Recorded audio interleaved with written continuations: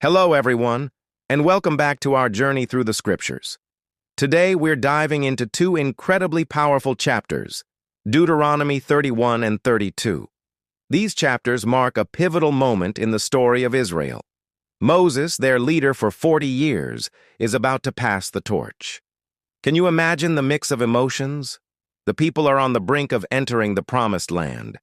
But their guide, the man who spoke with God face to face, won't be going with them. In chapter 31, we see Moses, at 120 years old, addressing the entire nation. His message is one of pure encouragement.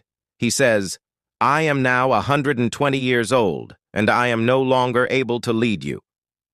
But he doesn't leave them in fear. He immediately points them to their true leader, God Himself. He assures them, "The Lord your God Himself will cross over ahead of you." He then publicly commissions Joshua as the new leader, laying his hands on him in front of everyone. This isn't a quiet handover. It's a public declaration of trust and a transfer of authority, showing everyone that God's plan is moving forward. Moses' final command is a powerful one. Be strong and courageous. Do not be afraid or terrified because of them, for the Lord your God goes with you. He will never leave you nor forsake you. This promise wasn't just for Joshua or the Israelites back then. It's a promise that echoes through time for all of us who feel like we're facing our own promised land challenges. Then, God gives Moses and Joshua a sobering glimpse into the future.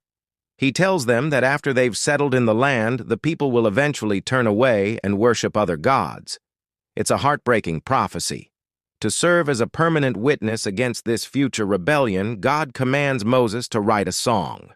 This isn't just any song. It's a legal testimony, a beautiful yet solemn poem that will be taught to every generation. This brings us to chapter 32, which is the Song of Moses itself. The song begins with a call for all of creation, the heavens and the earth, to listen. It praises God as the Rock, whose works are perfect and whose ways are just.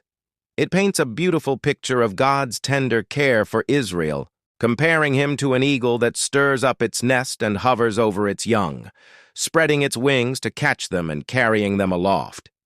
He found them in a desert land, in a barren and howling waste, and He shielded them and cared for them. He provided for them, giving them the best of the land, honey from the rock and oil from the flinty crag. But the song takes a turn. It describes how the people, once they became prosperous and comfortable, would forget their rock. They would grow fat and complacent, abandoning the God who made them. They would make Him jealous with foreign gods and provoke His anger. The song then details the consequences of this turning away. It is a stark warning about the natural outcome of forsaking the source of all life and goodness. It's a difficult passage, but it highlights the seriousness of our choices and the pain that our rebellion causes. Yet, even in this song of judgment, there is a glimmer of hope, a promise of redemption.